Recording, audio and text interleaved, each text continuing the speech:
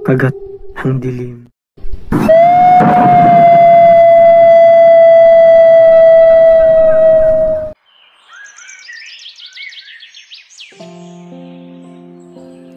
Siya si Jacob, 8 taong gulang, ulila sa kanyang ama. 2 taon pa lang si Jacob nang ito ay sumakabilang buhay nang dahil sa sakit sa puso. Kaya ang tanging ina niya lamang ang tumayo bilang ama at ina para sa kanya. Malambing at maalaga ang kanyang ina na si Margaret, ngunit isang araw nagbago ang lahat.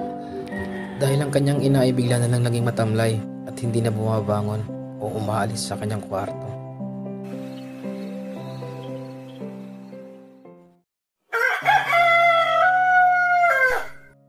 Umaga na pala, kailangan ko ng kumilos. Papasok pa ako sa school.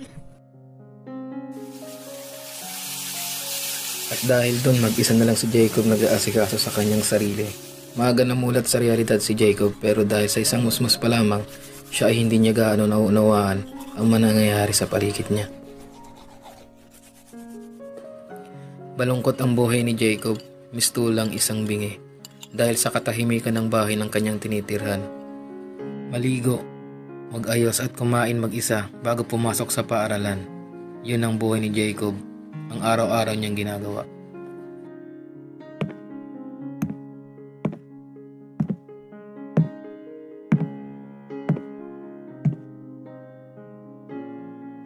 Pero bago siya umalis, lagi niyang dinadala ng pagkain sa kwarto ang kanyang ina, para kung sakaling magising na ito ay meron na itong makakain.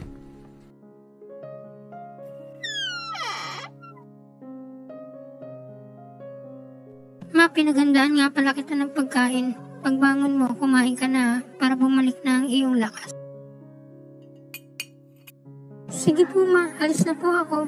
Bye-bye.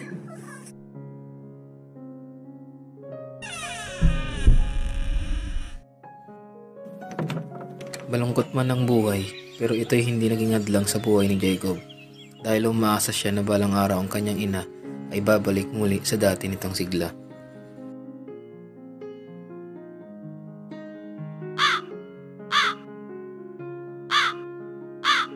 Pero tuwing uuwi siya galing paaralan ay malungkot ito dahil makikita niya ang kanyang ina na nakahiga pa din at yung pagkain hinanda niya ay hindi naman lang nagagalaw.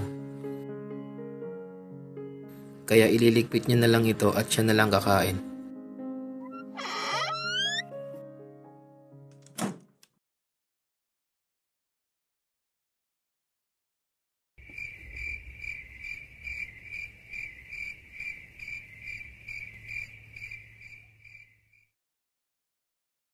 Matutulog mang malungkot pero gigising na may bakas na pag-asa sa mukha niya.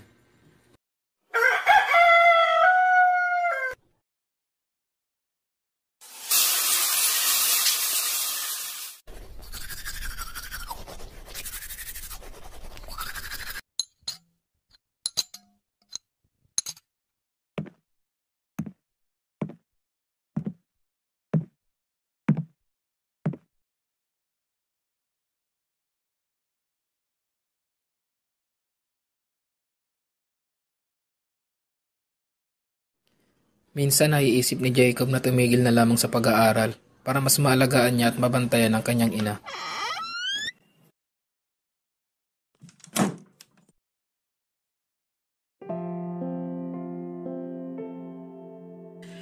Pero naaalala niya pa din ang mga bili ng mama niyang si Margaret, na mag-aral mabuti para paglaki niya may maganda siyang kinabukasan.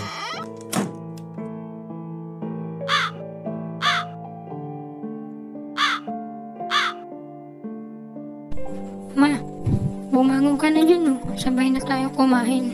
Alam mo, miss na kita, ma.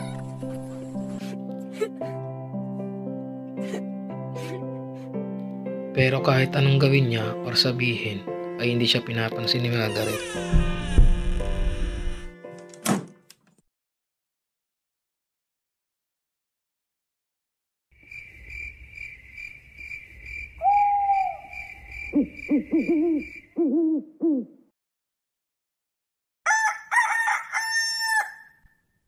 Lumipas ang ilang araw. Pag uwi niya ay ganun pa din. Walang bago o walang nagbago.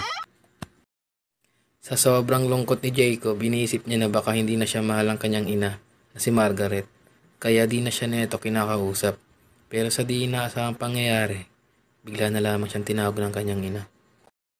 Anak, Mama, anak, yakapin mo naman ako. Miss ka na ni Mama.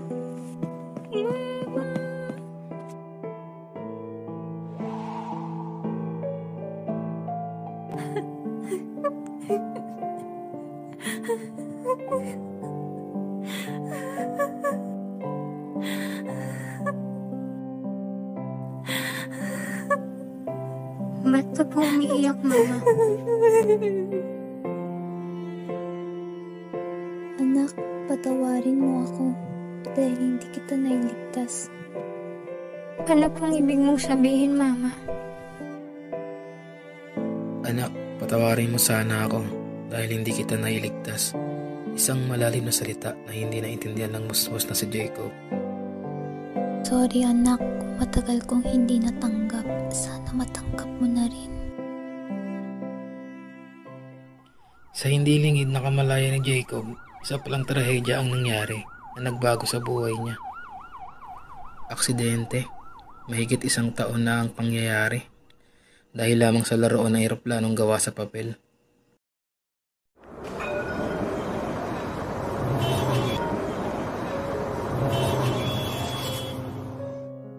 Anak, dyan ka lang ha. May bibiliin lang ako.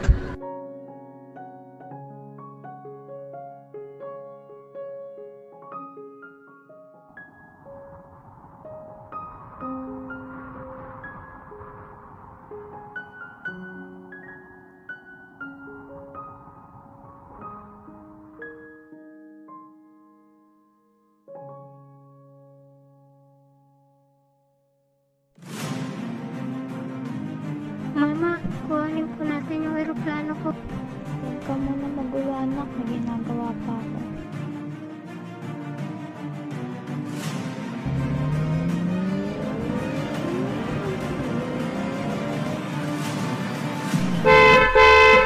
Ang edad ay tinuldukan, isang mapagbirong tadhana ang pumukaw sa gising na isipan.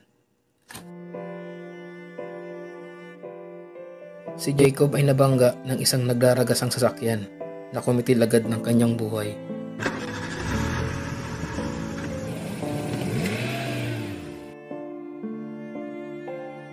Mama, patawad po.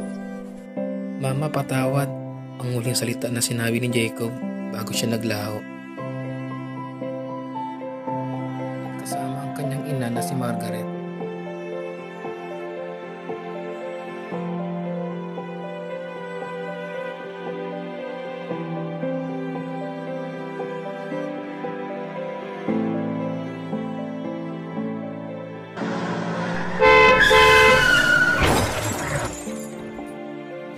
Kahit dalawa na lamang sila sa munting tahanan, ay puno naman ito ng pag-ibig at ligaya, na ngayon ay nababalot na ng lungkot at dilim.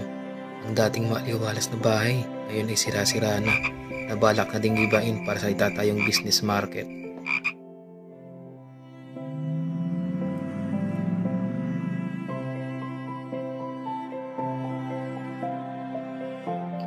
Malungkot man ang katapusan ng kwento na batang si Jacob, pero sa huli ay nasabi niya pa din ang nais niya talagang iparating sa kanyang ina. Mama, patawad. Pare, maglaro tayo.